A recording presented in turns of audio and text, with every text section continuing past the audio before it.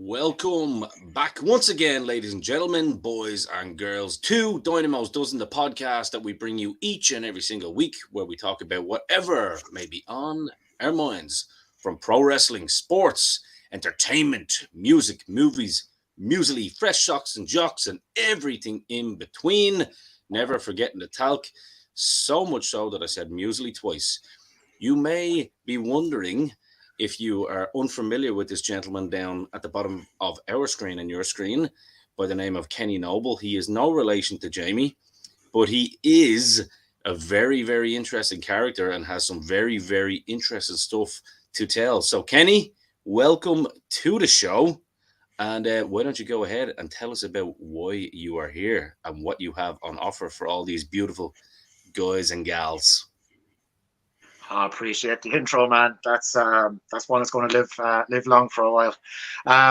Really, really appreciate it. First of all, having me on, guys. It's really really huge Very deal welcome. to get the option to do this. It's an opportunity as well. So yeah, listen, my name is Kenny Noble, as you've obviously figured out. It's there on the bottom of the screen somewhere. So basically, I'm here just to talk about a new book that I've just released. Fairly appropriately named it Greatest Show on Earth, and of course we are heading into WrestleMania season, as you all know. So it's the timing of it couldn't have been any better. So I'm just going to talk about my book, the process of the book, why I've decided to take on this venture, 3-year venture that nearly killed me, but yeah, we'll get into that, I guess, as we go along. But yeah, I'm just going to talk about the book, and hopefully that you'll get some semblance of enjoyment out of it at some point. Yeah, absolutely. But Kenny, before we get into the book, talk to us about wrestling. You're a wrestling fan, and sometimes we think that wrestling fans go too far, but you've taken this massive leap. You've written a book about it, near alone just being a wrestling fan. So talk to us about your wrestling fandom and how that all came about, first of all. Well, I suppose it's very appropriate as well, because the book, the whole idea of the book, I guess, was to look at WrestleMania through the eyes of a fan, and I guess that was the whole idea of it. But my wrestling started off in the late 80s, I guess, fairly opportunistic as well, I guess. It's all documented in the book, but I suppose rather than quote the whole book, it'll be here until Christmas doing that. Essentially, all it was, my father. My father is he used to be a bit of a, let's just say, a bit of a night owl, right? And he just never went to bed. And he'd always had the telly on. This is back in the 80s and early 90s. And every Thursday night, early hours of the morning, don't ask me the time, it could have been anything between 12 and 2. I would always hear this thing in the background, didn't know what it was, and I said, I want you to check this out, okay? And it just so happened to be the old WCW, if I remember. This is before TNT. This is when it was on ITV, early hours of the morning. You'd have people like Luger, Tom Zenk, one of my all-time favorite wrestlers, Sid Vicious, people like that. Absolutely loved it. Originally he was kind of in the opinion that it's a school night, get back to bed, what are you doing? I was only 8 or 9 at the time, or whatever the case may be. But eventually I warmed down, and I got to watch WCW wrestling every Thursday. So I fell in love with it. It was, to me, pro wrestling was kind of like, and remember, this is the 80s where there's no internet, there's no anything, you can't get your hands on anything. And kayfabe, of course, was something special back then, because obviously the internet didn't make an absolute balls of it. For me, these were, to me, like real life, actual real superheroes, not ones you see in comic books, not ones you see on TV, like in movies and TV shows like that. No, these were real life superheroes, and I just fell in love with it. But even before all this, there was always names that were kind of synonymous in around, and obviously the obvious one was Hulk Hogan. Everybody knew Hulk Hogan without actually knowing who Hulk Hogan was, I guess, back here. Ultimate Warrior, Superfly Jimmy Snuka, Andre the Giant. Listen, the list is endless.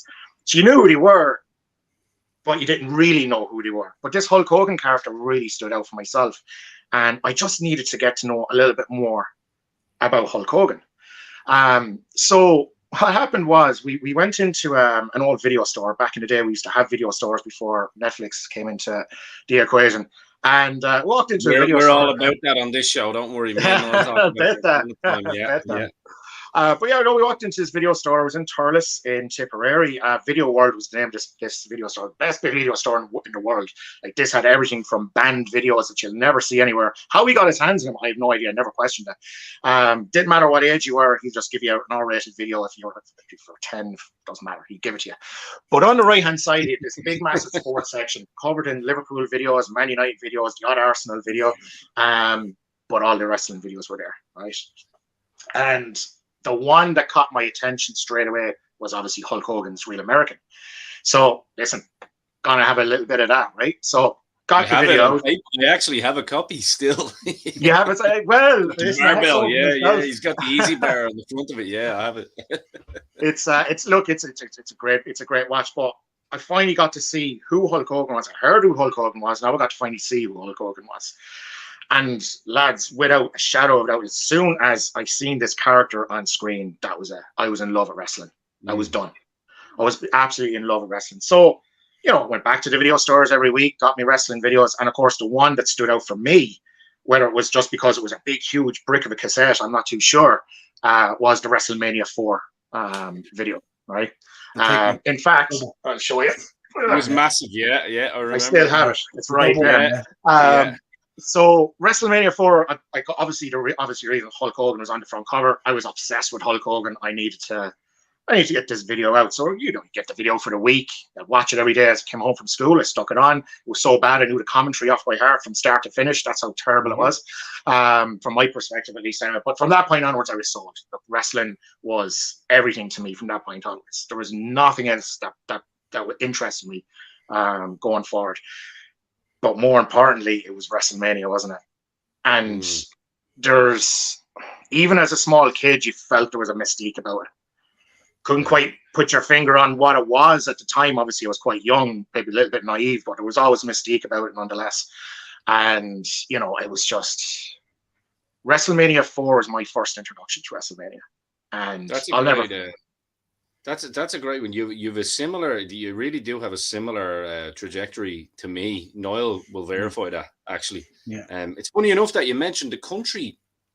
Like, once you stepped out of Dublin, you know, the country video stores were actually deadly. I remember being down in Tremor for like one of my first holidays, and actually there was just this little video store in the town, and they had a full WWF section. And I was like, oh, ma, let me go in there. But my ma was an asshole and decided not to go in and let me review this stuff. And I was like, God damn it, I could have. But it was the same. I remember the little video store in Bray. Niall will probably remember this one, where the little chipper, where the Mazzonis is now. They used to have that exact WrestleMania 4 double cassette. I rented it out so much on the weekends that my uncle actually went down and said, can I just buy this for him? But they wouldn't let me buy it. Like, and so yeah, no, it's really cool. Niall, you have any questions there? Because you've got a couple of years on it, but absolutely, yeah. I mean, Kenny, I started out at WrestleMania 1. I used to watch Jim Crockett Promotions and all on TV and everything into the early hours and all. So I grew up on way before WCW. I grew up on Horseman and Luger and Barry Windham and all these guys and Hogan and all. But it was gas. It was such a contradiction because really, when I watched Jim Crockett Promotions, the stars were there every week wrestling.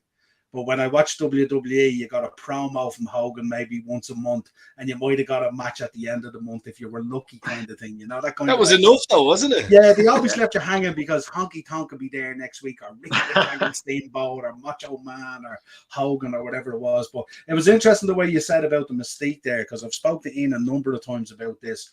When I was in school, it was kind of like a secret club, like a Dead Poets Society. Because no one really followed wrestling. There was probably about 4 of us in my school that followed wrestling, you know. And everyone else kind of frowned upon it. They were all into football and everything else, Gaelic and all that kind of stuff. And that was good. But there was a small group of us, like a Dead Poets Society, that were into wrestling. And we talk about it and stuff like that. And people would be looking at us going, what are these guys talking about and all? And it was mad. My first memory as well, when I was living in Dublin, I was only a kid at the time. I think I was about 10. And I got my first Hulkamania t-shirt. And what I had to do was I had to get a yellow t-shirt out of pennies, just a plain yellow t-shirt out of pennies, or BHS it was probably called, the British Home Stores or something like that. And my mum cut the sleeves off it, and she cut the holes out of the back of it and stitched it. And then I brought it into the Ilac Centre. The old Ilac Centre had the only t-shirt print shop practically in the country. And I had to go in there to get the red Hulkamania across the front of it and all. And they only had this is a good one for you as well. They only had the normal letters. So they didn't Like have the all font, the different font letters was now. just like block font. Yes. So what they had to do is they had to get the letters and they had to kind of cut little bits out to make it look a little bit jagged, like Hulkamania, and then they printed it on. And I remember the print at the time cost me £20 or something like that. Printing was really expensive. But that was my first t-shirt and all, and I used to cut the coupons out to send off for the merchandise catalogs out of the magazines, and they take about 6 months to get back. Do you remember you used to have to send a stamped self-addressed envelope to get out and back and all. Oh, it was a troll, you know. So when you talk about the mystique and all that, I'm very clued into that end of it. Yeah, hopefully some of the viewers, if anyone listening here, throw your first your first Mania moments in there, because like, you know, considering the book is about Mania, I was the same. I remember like my first Mania was WrestleMania 5, actually watching it. Well, I didn't watch it live because that would be a lie, but I remember my dad and my uncles and all watched it, but they'd get the tape the next day because they had a friend, Callie his name was, they had a satellite, so they were able to get it on tape. We saw it the next day, but I was still kind of too young to know what was going on, but I knew I liked Hulk Hogan. But it was actually WrestleMania 6. And this is an interesting one, Kenny, and I'll hand it over to you after this. I remember the first little glimpses that you would see was on the Saturday show, Saturday morning show, where they'd show little glimpses of what happened, you know, on Saturday night main event or whatever. And it was the first meeting of Hogan and Warrior where they stopped and just looked at each other. And I was like, oh my good Lord. This is like, because half of my friends were Hulkamaniacs. Most of them were actually Warrior fans because he was the new shiny toy. And I was like, no, I'm Hulkamania. I don't care what this guy's got on him. And I remember my uncle really selling it. My uncle was a great kayfaber, to be fair. He was like, yeah, he's Native American. That's why he looks up to the gods. He summons the power from the gods. And I was like, well, I don't care. Hulk Hogan is the man. So, you know, little things like that actually built your love for Mania really just stay with you forever. I remember as well when Andre confronted him in the pit, remember, for 3. I remember he grabbed the shirt off him and he ripped the chain off his neck. And I remember turning around to my dad, God bless his soul, but I remember turning around to my dad and going, he's after ripping the chain across off his neck. I hate you, Andre. Blasphemy. It was unbelievable at the time. It's funny, actually. So rich, you know? It's funny as you mentioned that what was interesting about WrestleMania 6, and I suppose looking back on it now, maybe not so much at the time, you didn't really realize it, but. And I think you hit the nail on the head there, Ian. Like there was Warrior fans and there was Hogan fans, and was very kind of interesting about that. It's very similar to like in football terms, you have Man United fans, you have Liverpool fans, right? And there was never any kind of in between. I always found that was the case. It was always Warrior fans versus Hulkamania. So I was in tears after WrestleMania 6. Me too. I was devastated. I mean, I was inconsolable, and still to this day, it still irritates me. It still irritates me to this day that even happened. I mean, that was. He actually kicked out, though. If you look at it, I don't care. There's still playing the ref. He kicked out. 100%. But no, I was, and like that was like when you think about wrestling back then as well, and even to this day to a certain degree, I guess there was always this whole thing of good versus evil. Do you know what I mean? And of course, but this was the first time you had good versus good, title versus title, and it was just this was mind blowing. Yeah. Do you know what I mean? And interesting as well with the book that I wrote, and I'll get into why I wrote the book in a while. But the very first drawing I made in the book, I think I might have sent it on to yourself, Niall, was actually the Hulk Hogan Ultimate Warrior locking of the hands as they were doing the test of strength, we'll say, at the very salient there up in the middle. That was the first drawing that I had done on the book, and it was about halfway through drawing that picture. I had this bit of a light bulb moment, if you like, and I was like, okay, we have it, we know what we're doing, and so that's my favorite picture, not just because it was the first one, but it's just so iconic, isn't it?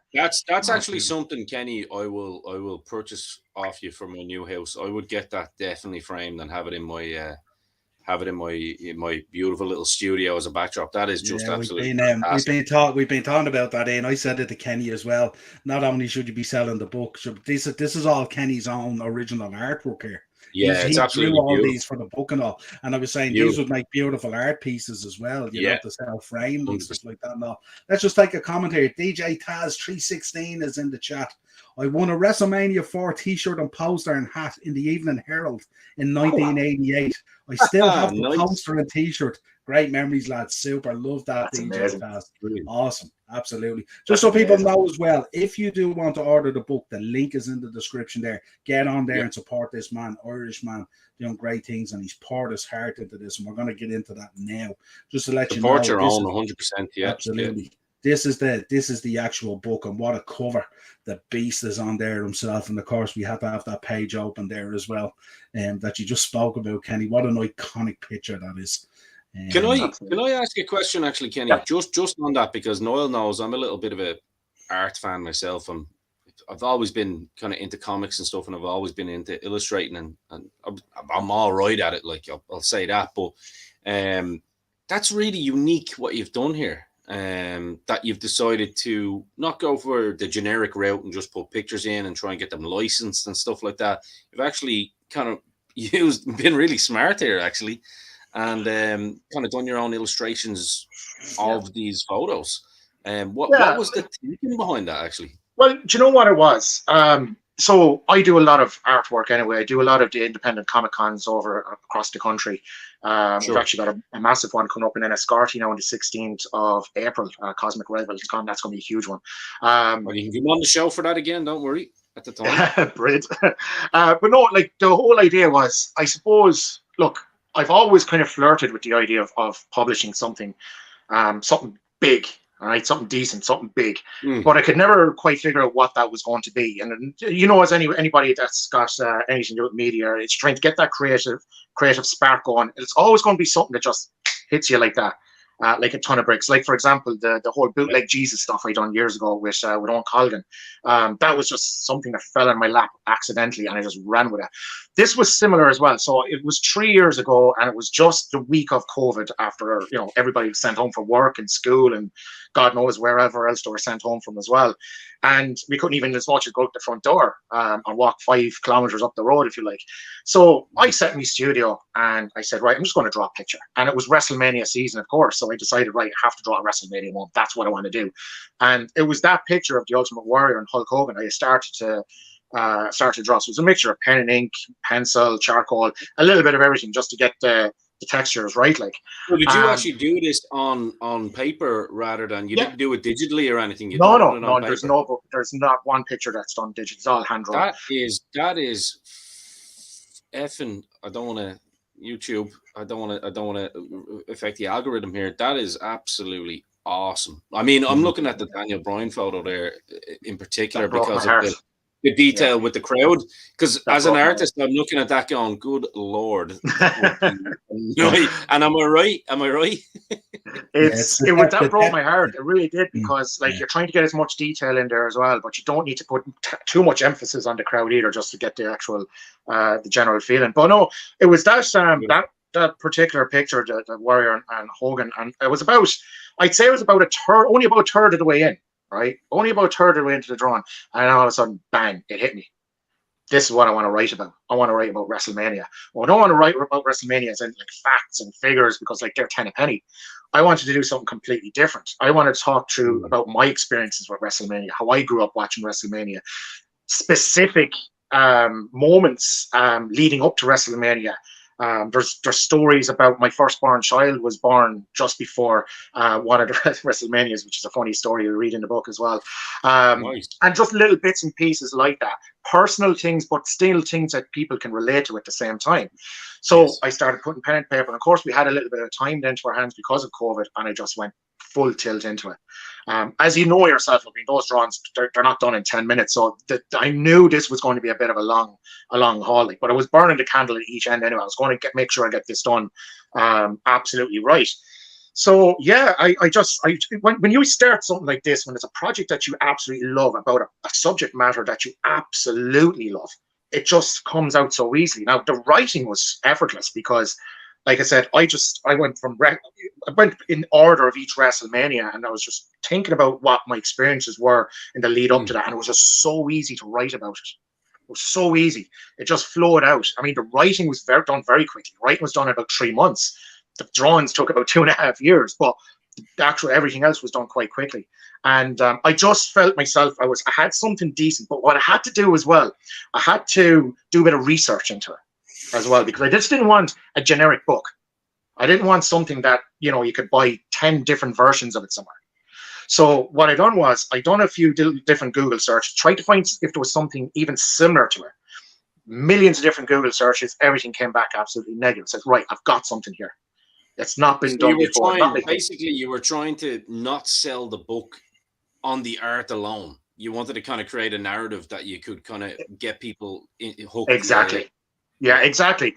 And like I said, like I've got WrestleMania books in my bookshelf back there, and they're fantastic. I love them. Don't get me wrong, but you line them up in a row, they're probably going to be almost word for word exactly the same as each other. So I didn't want that. I wanted something a bit more personal, but more importantly, I still needed something that will hit home with other people as well. And I think I've done this with this book. And the cool thing about WrestleMania is because it's got such a broad audience. It's not just from like the likes of yourselves and myself, old school wrestling fans. The younger wrestling fans can appreciate the likes of the Roman Reigns of the world, you know, the Becky Lynch, the Bianca Belairs, all that kind of stuff as well. They're all in it as well. But yeah, it's just something. The hardest part of the book itself was trying to limit it to just a few moments from each WrestleMania. That was the hardest part, because I didn't want to dilute it too much either. Do you know what I mean? So it was very difficult to do that part. But I think I think I picked out the best moments from each WrestleMania. I think I did anyway. Hope so. Kenny, you always have to leave room for the next volumes, volume 2 and volume 3. Niall, you know what? I was going up to a heart attack, Niall, for fuck's sake. Well, I just got the feeling back in this finger. I want to keep it that way. But no, when I was collecting the first batch of physical books, I have them here in my office here in front of me. I was so anxious. I said to I was at Line Print in Cashel that printed all the books. They're amazing. They're an international group as well. And I was going up and I said, listen, how long is this going to take to get this from point A to point B? And he says, I'll have it out in 2 weeks. Thank God. I says, I don't fancy writing another chapter, because WrestleMania 39 is just around the corner. So yeah, no, it's just one of those things, but it has left room for, you know, further work as well. But next editions. Work that you could probably do with other projects in terms of other interests and stuff like that, you know, because you seem like a man who's a man of my own heart with, you know, with music and different kind of stuff. Let's just say a nerd. We're okay to say that. I'm okay to say that. That's good. Yeah, I'm all right with that. You know what I mean? I used to be one of those guys who'd be like, yeah, I am a nerd, but I could still kick your ass. It's like now it's just acceptable to just be a nerd. That's and it. Noah's the same. Look at his collection in the background. Oh, listen, I love all that kind of stuff. I don't mind that. And funny, you can say that, because actually my next work was a toss-up between something to do horror related or music related. So yeah, it was there. I'll tell you, we have a horror show. I'll tell you how bad I am. I got a delivery today, lads, of a couple of figures that I had ordered about 2 years ago, and they arrived today. And it's Cello Toys, Kenny, and it's a Hasbro version of Big Daddy, the Wembley edition. Oh, wow. I got a couple of them today. I was 18 months chasing them down, because the original company Cello Toys went bust and was taken over by Wrestling Trader. But they arrived today. I was 18 months waiting on them, so that's beautiful. I'm ridiculous when it comes to collecting stuff. It's just I love the Hasbro figures, Niall. I'm in love. I remember when I had the Hasbro figures years and years when I was growing up. I had a lovely Honky Tonk Man. I always loved the kind of the figures that normally people wouldn't buy. The blue one, wasn't it? The blue one, yeah. And I had the Honky Tonk Man. And then what happened was there was a mate of mine had Rowdy Roddy Piper. And I loved his Rowdy Roddy Piper figure. And I wanted the Rowdy Roddy Piper figure. And I said, listen, what we'll do, we'll swap them around just for a couple of weeks, and then, you know, just so I can use the Roddy Piper figure in my wrestling ring and play with it and do all that kind of stuff. And we did. And what happened was, after a few days, he wanted his Rowdy Piper back. I said, no problem. So I gave it to my father. My father dropped it up to him. My father came home without me Honky Tonk Man. I was like, what the hell? Where's my Honky Tonk Man? And to this day, I never ever seen my Honky Tonk Man. And actually, as it turns out, I think it was last year. It could have been last year, maybe a little bit more. You had you were selling Hasbro's up in the WrestleMania shop, and they just so happened to have Roddy Piper and Honky Tonk Man. I was like, I'll have that.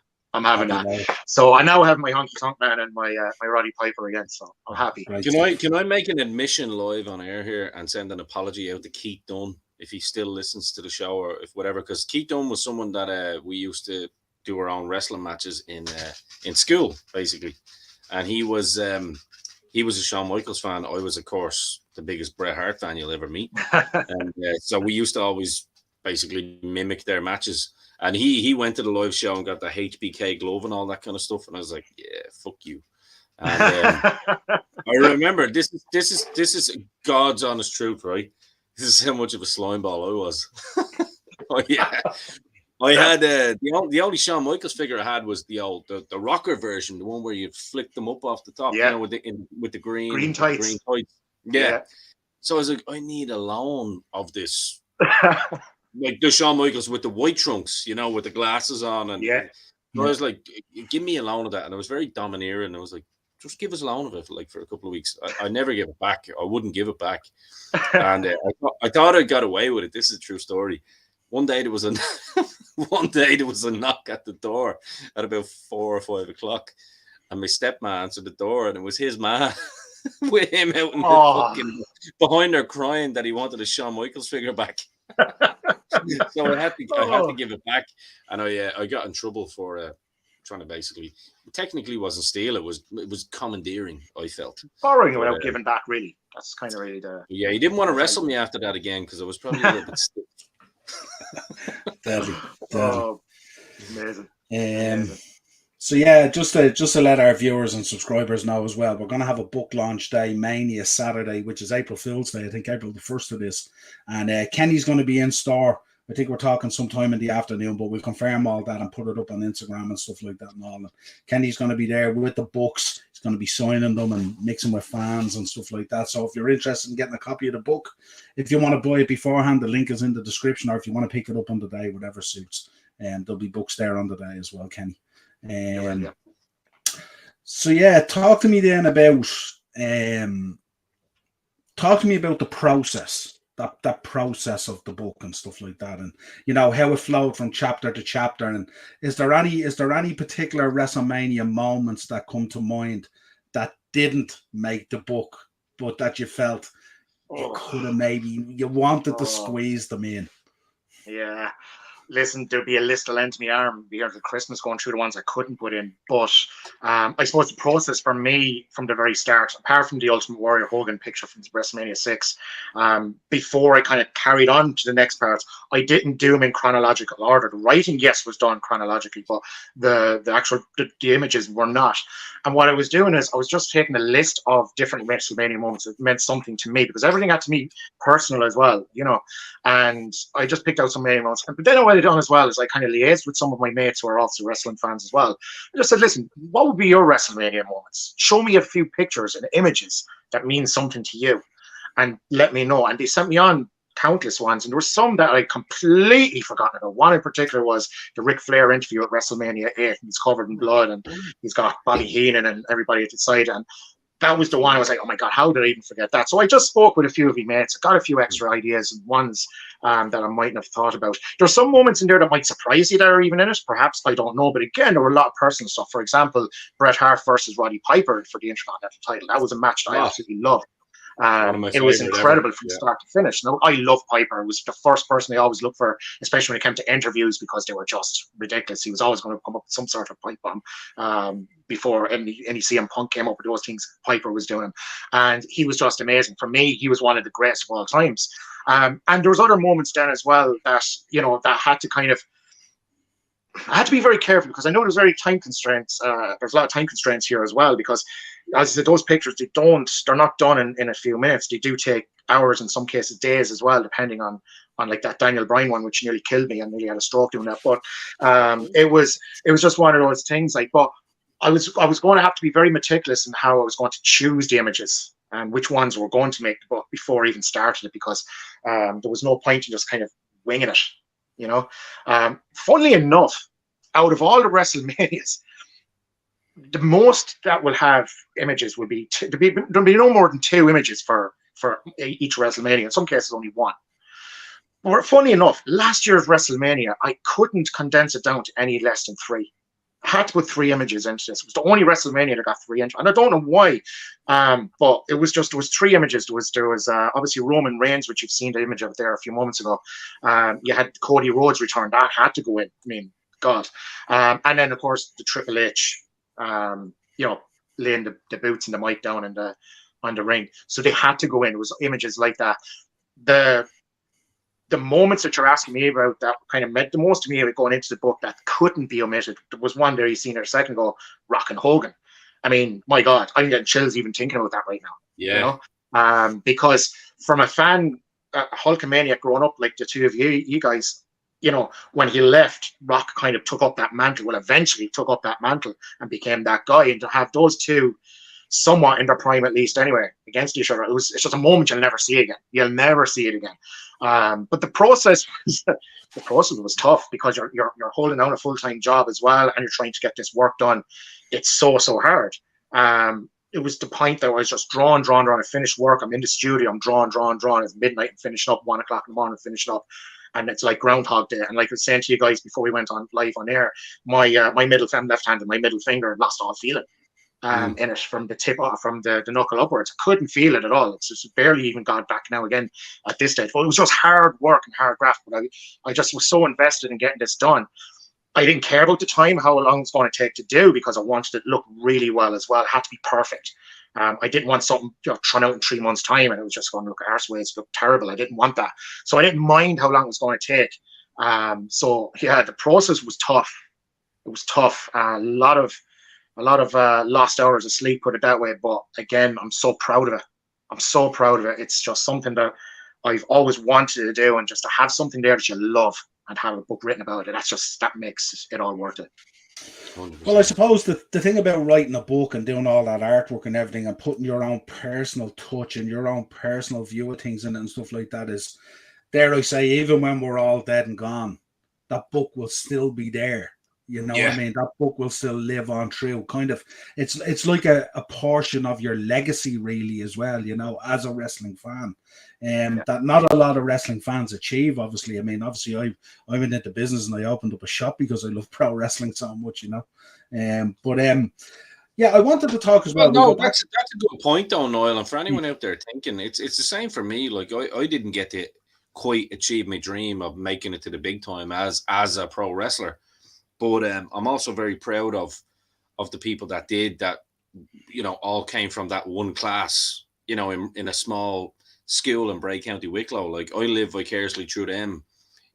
Some people become bitter, some people become fans. You know what I mean? For me, it's like looking at Becky, looking at Finn, and seeing, Jordan. How could I leave out Jordan? And more to come. It's like you kind of. But even being able to just step in the ring once in front of a crowd, because that was my dream. Some people are fans and they just love looking at it. My kind of vision, like from day one, was like, I want to do that, like from a kid. And then you have a year or two gap where you're like, you got to grow out of that. And then you grow into teen years and you reach 18 and you're like, no, I still want to do that.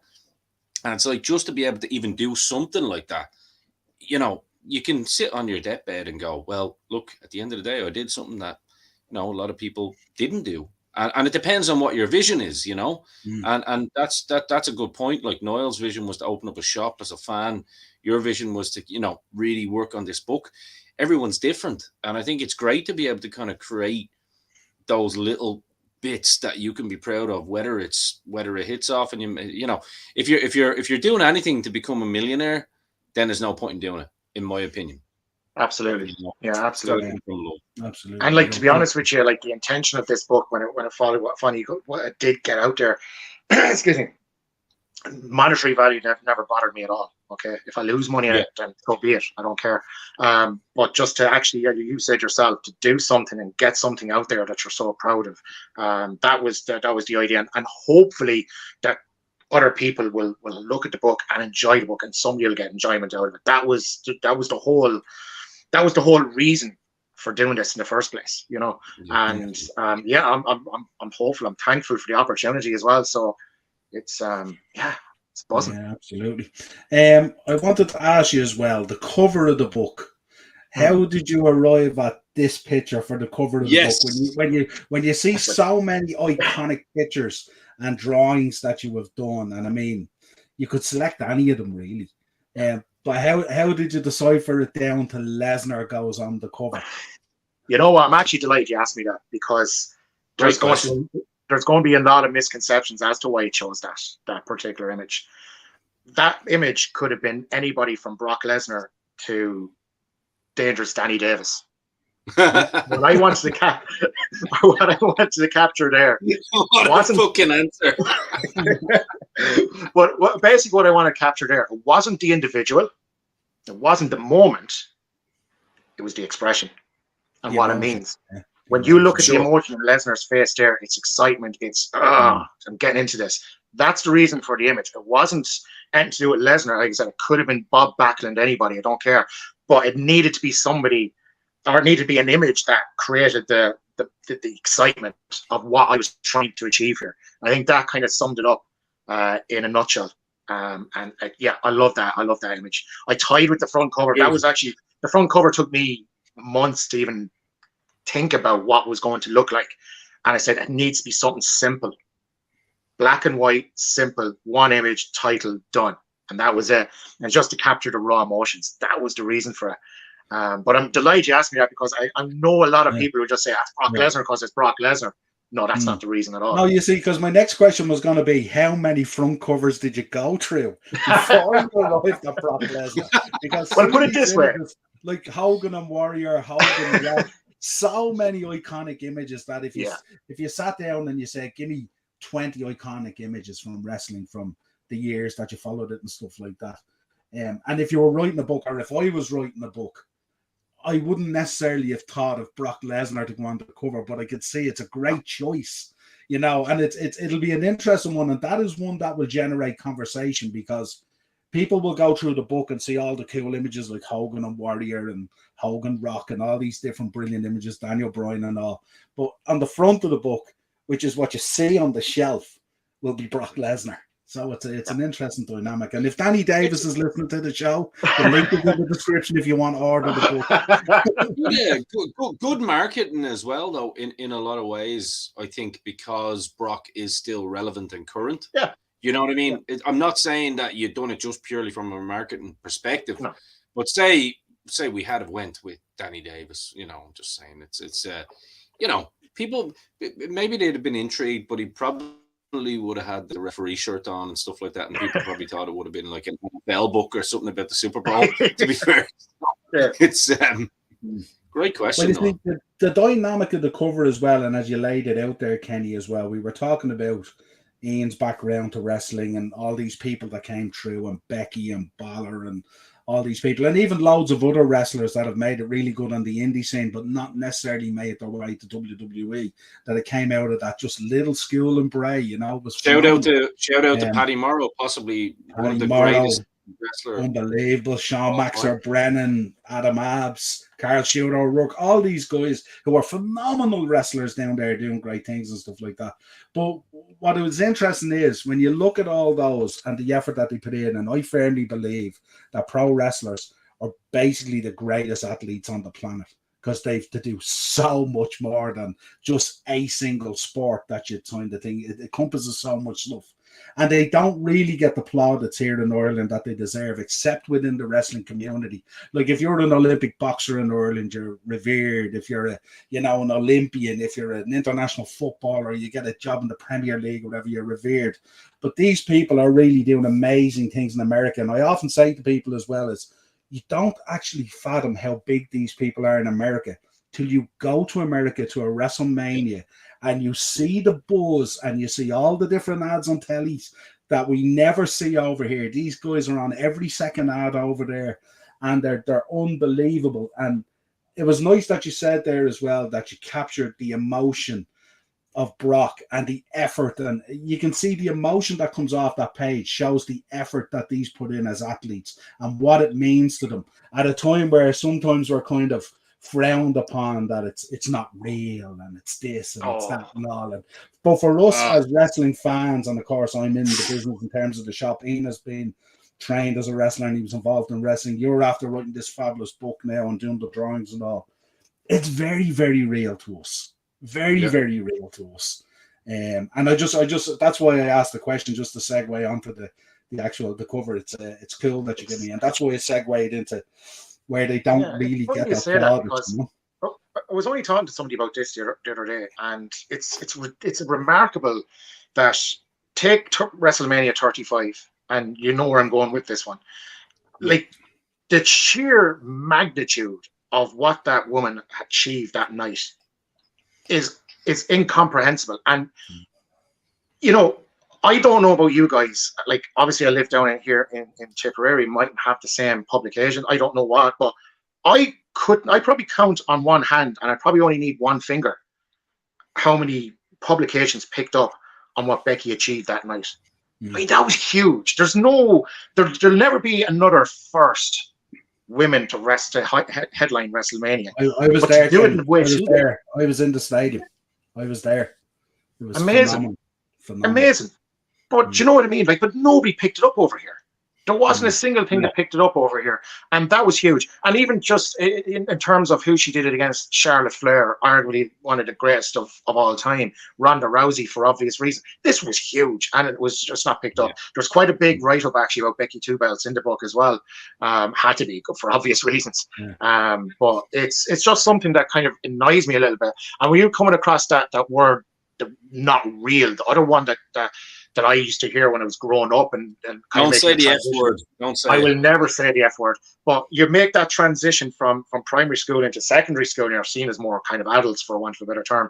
And yeah, that F word came up quite a lot, and I used to absolutely get under my skin. Like it still does to this day. I absolutely get so angry about that.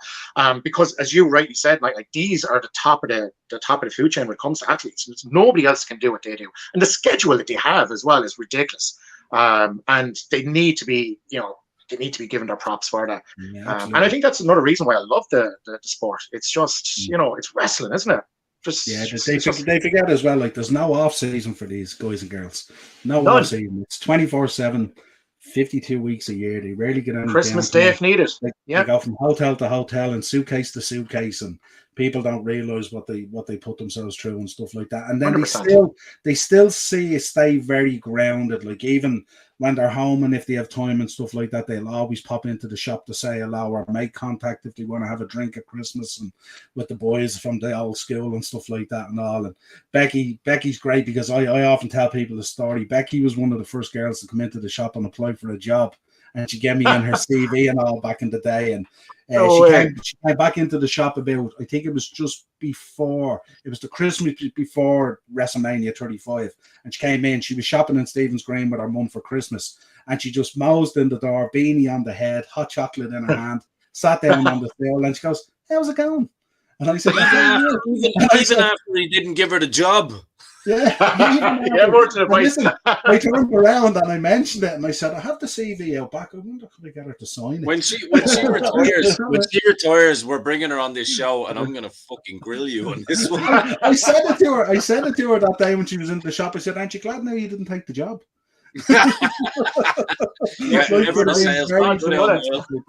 Yeah, they do, and the nice thing about it as well is they still have that ability to be able to walk around and mix with people and not get absolutely bombarded and mobbed and all that. We've had so many of them pop in. Edge popped in with Beth Phoenix one night, and they just strolled in the door with wax jackets on them. It was a horrible Thursday evening, and they were going for food and drinks to Tampa Bar, and they were there for about 45 minutes, and we were chatting away to them. My wife is a huge Edge fan, and he FaceTimed her, and she lost her shit. She lost her shit on it and stuff like that. And they were so. And the funny thing, we didn't even talk much about wrestling. Beth was talking to me about family life and the kids and how she was trying to balance that. And Edge was just talking about working on Vikings up in Glendalough and how horrible the catering was and all that kind of stuff. We didn't even speak about wrestling hardly. He was just mad. The only thing he slagged me off about, there was a retro Edge shirt in the shop, and WWE hadn't told them that they were re-releasing retro shirts. And he's saying, "I must get on to them. I don't think the royalty check matched it this month." Or something like that. we had a laugh about that, but just great fun. But they're so down to earth. And it's amazing because what they achieve and what they do and what they put themselves through, it's phenomenal. Exactly. And that's what a lot of people would say. looking from the outside, I suppose, in, they don't realize what actually put their bodies through on a weekly and daily basis. And it's absolutely phenomenal. You could tell a million stories about different things of, the broken athletes and broken wrestlers over the years. But they just don't get the respect they deserve. That's the reality of it, especially I think, especially over here, to be honest with you, like especially with our own likes of Fergal and Jordan. I mean, I love everything that Jordan is doing at the moment. I think he's just amazing. He is amazing. He's a real deal. So it's just one of those things. I'd like to for them to get their props. And another thing, especially with that book as well, I'm hoping it kind of reaches a more of a broader audience. So it's not just catered there for wrestling fans. It's also catered there for people who just enjoy art as well. So I'm hoping that maybe it just might open their eyes into what we love as well at the same time. Only a smidgen, a small fraction of people, if they were to take that on board as well, it would be amazing. But yeah, it's exciting times. Yeah, I think you knock the artwork out of the park. The artwork really justifies the sport and how you encapsulated it and stuff like that. Yeah. So it was phenomenal. Take I suppose the one image that I always kind of go back to every single time. If we're going to capture the raw emotion of what we're talking about WrestleMania, we're going to go through it again in less than 2 weeks' time. It was that moment between Rock and Hogan. Like, you remember watching that match? They could have just stood in the middle of the ring for 20 minutes without even swinging an arm, and listening to the fans chanting, and just, you saw at one point Rock is looking one way and Hogan is looking the other way. And that's the moment I caught in the book as well. It's just images and moments like that and what they mean. And that kind of really sums up what WrestleMania is. There was one moment you asked me earlier on that I'm a little bit disappointed I didn't get into it, but there's a reason for that. Was The Undertaker's return at WrestleMania 20. Right, the return of the Phenom, and just bringing Paul Bearer back, for God's sake, that was just huge in itself. That was a moment I didn't get to capture, and the reason was, it's a kind of a catch-22 thing. There was one moment from that WrestleMania that I had to get, irrespective of your feelings or opinions of whatever happened. You probably know where I'm going with this one. But that needed that Eddie and Chris Benoit moment at the very end with the confetti coming down. That needed to be captured, and it needed to be captured full page as well. I wrote about The Undertaker's return, grand, but that moment was the one for me, and that eclipsed absolutely everything from that.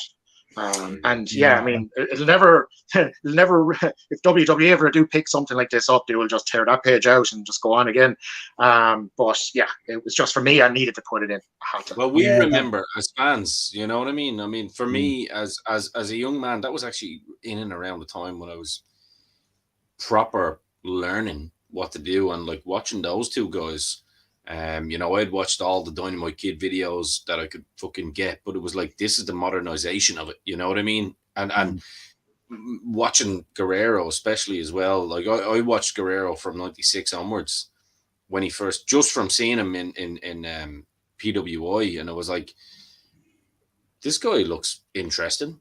And I used to play him in the old WCW game, and I always won with him for some reason. So I was like, I'm an Eddie Guerrero fan before I've even seen him wrestle. And then when I did see him wrestle on Nitro, I was like, good Lord. So following his journey and the likes of Benoit's journey from that time, and Jericho and people like that, absolutely, it should be in books. And at the end of the day, we're not celebrating the man for the horrible crime he committed. We're celebrating what we saw as it's like you mentioned Hogan earlier. People have a million opinions on Hogan these days, you know what I mean, and Warrior and stuff like that. It's what we see individuals. It's like a movie star at the end of the day, but just done live and athletically. So yeah, it became a huge talking point, Kenny, in the shop, because I had a plaque in the shop that was that moment with the confetti, and it was signed. I bought it signed by Eddie Guerrero, and I got it signed by Chris Benoit myself at Mania 22. And it became a huge kind of moot point, bone of contention conversation in the shop, because it was there, and we kept it in the shop there for a long, long time after the event and stuff like that. I was a huge Benoit fan, you know. I met him at 22. He was heartbroken over Eddie when we were talking to him and stuff like that. And Chavo was at the same signing, actually. So it was a tough one, and we had all the Eddie tribute stuff on and all. And I actually got a pencil drawing done of Eddie I'll show it you when you're up in the shop because I have the full size one and it has Gone But Not Forgotten on it. And I gave Chavo a copy of it on the day and he broke down in tears and all. I remember it vividly to this day, you know, and it was hard. And when I heard about Chris, it was just, it's such a sad situation, you know what I mean? And it just broke my heart. There's nothing good about what happened. There's obviously it was absolutely heart-wrenching from every aspect of it. But from my point, I suppose, is you can't just brush wrestling history under the mat either. Do you know what I mean? Because it's still a big part of what we grew up watching as well, and it's such an iconic moment. You know, and it needed, in my opinion, it needed to be brought to life in the book. And look, I people are going to have their opinions, and I get that. That's fair enough, but listen, I just had to go in there. Yeah, it's a difficult dynamic because you're asking the business that basically always pretends that it didn't happen. You know what I mean? And it's such a difficult dynamic. We've spoken about it on so many episodes on the podcast. Different dynamics about it and stuff like that. Also, the one you have in there, the Macho Man with Steamboat, and he's holding them up. Yeah, I have the color version of that in the shop with nice. I think Hepner's in the picture as well, and it's actually signed. It's signed and inscribed by Ricky Steamboat, so it's pretty cool. It's a lovely piece that I have. I really love it, you know. So it was a great cracking match. Cracking match. I know it was many years later, and we realized how. I know all matches are going to be choreographed to a degree, but I never realized how choreographed that match was and how meticulous they were in terms of that would have given how meticulous Savage was. That would have given me a heart attack if I'd have got that. You know, imagine it. Basically, a page, like literally a. I suppose correspondence as big as your book. I'd have been like, you would have thrown it in the bin when he looked away. But listen, from a visual, it was just phenomenal, wasn't it? Amazing. Yeah. Imagine turning around to Macho Man and say, "Listen, we'll just go out and call it in the ring." What? Yeah. He'd have had a heart attack. But look, as we kind of wind down now, I suppose, and get off, you know, heavy subjects. Why don't you give us also for people that can't get to the shop? Why don't you give us kind of your details and where people can buy it online around the country? And you know, we're worldwide, baby. So where can people purchase the book? So at the moment, there's online purchases being made from bookworm.ie. So they're selling. You can go on to Kenny Noble Art on Facebook, Twitter, not Twitter, actually, not on Twitter yet. Facebook, Instagram, have the all the information there. Links are in pretty much everywhere you can. It's absolutely swallowed in links down there at this moment. But all the links are available on my social medias. Well, yeah, bookworm.ie. Type in Great Show on Art. You'll find it there. I'm going to be doing a lot of kind of cons up around the country. I'm going to be bringing wrestling and forcing the nerds, as we call them, into wrestling across the country as well by bringing the book. As I said, we have Enniscarty coming up on the 16th. 16th of April. That's always a huge event as well. People from all over the country come to that as well. It's absolutely a fantastic idea. So yeah, I'm going to have a big wrestling stall there, as well as some other artwork as well. And there's going to be so many places. It's been sold from Eason's in Thurles, which I know they have online store as well. But bookworm.ie is probably the best place for both national and international sales at the moment. We're working on a website and building that there at the moment. It's not fully ready yet. So once that's ready, then it'll be popped up on that as well. But my social medias, you'll find Kenny Noble Art. You'll find everything you need there. In terms of how to find the book. And listen, I'm going to be doing the cons if people want to come up to them, as well as the store. The store is the actual official book launch. It's the exclusive, so first time ever. But after the book launch in the store, we're going to have other moments as well that we can have a chat and a sign and all that kind of stuff. Morris and cheap haters on. Before you say that, Niall, can I just get my arrogance out of the drawer here now? It's just out of work. Great to see three sexy men on the screens. 3-second pause for Morris there. Absolutely. And of course, check out Morris's channel. unbelievable. If you haven't seen the Snitsky episode, and of course Kenny was on the other night as well. Absolutely fabulous stuff like that. So yeah, just to let you know, folks, his information is down below. The link to the book is down below. You're supporting an Irish guy who's a wrestling fan. So always support your own. We always say that, especially with the shop as well. Always support the local smaller stores and stuff like that. No, we can't keep on making Vince McMahon rich. We have to bring a lot of people along with us. But yeah, Kenny, it was brilliant to have you on, and it was great to get an insight on the book and all. It looks absolutely fabulous. I cannot wait to see it, and to just see the actual artwork and stuff like that. You know what I mean? Because it's real.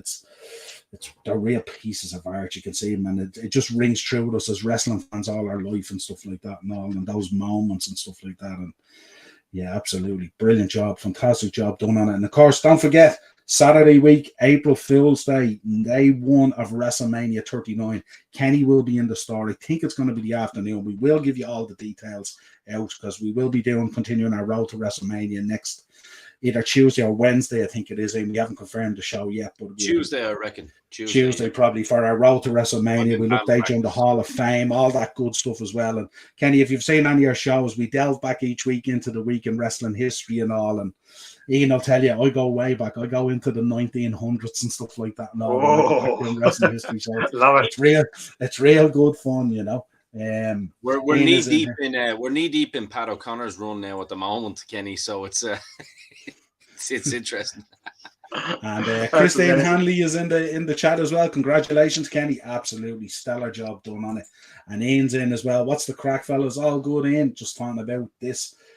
Kenny's book, The Greatest Show on Earth, all about WrestleMania. Fantastic artwork. If you want to order it, down again in the chat and in the description, it's there on the links to order it.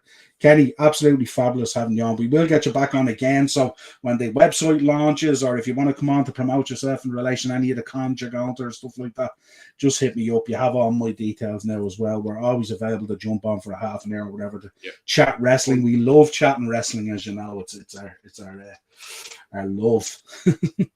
Ian, nothing else to finish with? No, absolute pleasure. Absolute gentleman. I love seeing our own do these type of things. I mean, we're always promoting, UK folk and European folk and American folk, which I'm happy to do, of course. But it's nice when you see one of our own countrymen do something as beautiful and as kind of articulate and out of the box as this. So I'm to steal a pun, but no pun intended, I am all in. Oh, I love that. Love that. Yeah, as I said earlier, I love when wrestling fans take that next step. Fans who do custom artwork or they do custom figures or whatever it is, they get their creative juices flowing and they put it out there and stuff like that. And it's fantastic to see it. It's brilliant to see it because look, we buy so many books that are Ghost Riders and everything else for some of these wrestlers and stuff like that. But to see when it's an Irish lad, he's local to us and stuff like that. So we'll do everything we can to help promote it. Ian is Morris back in the comments. Ask Kenny what he thinks of Graham Potter. Well, we won't say this. We won't say this on the show because we're about to exchange numbers off air. So just so you know, Kenny's an Arsenal man. He's an Arsenal for man. my sins. I am. So everything I said, I take back. Don't buy the book. That's fair. That's fair. I'm only. I'll go down now and put an error in the link. yeah. Redirect it to someone else. Send that to a link to. I'll send it to the Chelsea merch shop or something. Dangerous Danny Davis got a book out or something. That might work. Absolutely. Yeah, absolutely. Yeah, absolute pleasure having you on, man. Lads, I really appreciate it. Be friends. Me and you can be friends, Kenny. So absolutely. It's all jokes aside. Really appreciate you guys taking the time to help me out with this and promote it as well. It really doesn't go unnoticed, that's for sure. So 100%. really appreciate it. It was awesome fun as 100%. well. That's the main thing. So anyone who's in the chat or anyone who's listening or viewing or you're getting it on the replay, of course, subscribe to the channel, like the video, share it, of course, and hit the bell notification. And of course, go over on any of the socials there and follow Kenny as well with his artwork and the book and the launch and the Comic Cons and all that good stuff as well. Make sure you're always supporting the local and supporting Irish people, creating stuff out there and putting in the shift to do. Remember, guys, this book was 3 years in the making, 3 years hard work in the making. This is not copy and paste stuff. This is from the heart. This is Kenny Noble as he's seen WrestleMania through his eyes as a pro wrestling fan. And 4 Dynamos dozen from your host, Ian the Dynamo Kelly, for my co-host, the shopkeeper, Niall Hogan, and for the great man that is Kenny Noble. Dynamos dozen is over and out.